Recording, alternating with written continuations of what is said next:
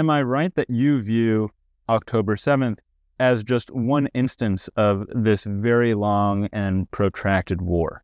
Absolutely. I mean, I think that it is completely incomprehensible, or rather its meaning is totally distorted if we assume that history started on October 7th, 2023.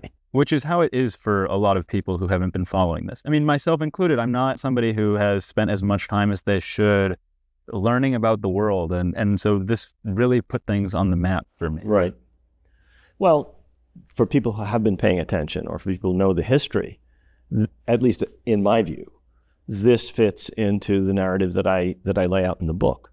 This is a struggle over Palestine, in which the Palestinians have been subject to what I call a war on Palestine, which is waged not just by the Zionist movement, but more importantly by the great powers. In other words, the people who actually fight the Palestinians in the 20s and the 30s are the British on behalf of the Zionist project.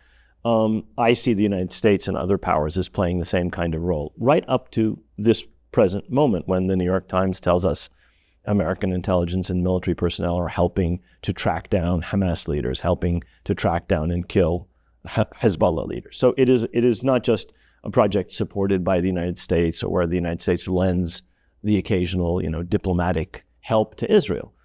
It's much, much more than that. It's not just the bombs and the planes and the helicopters. Also, it is an American-Israeli war, is how I see it. Certainly for the last several decades.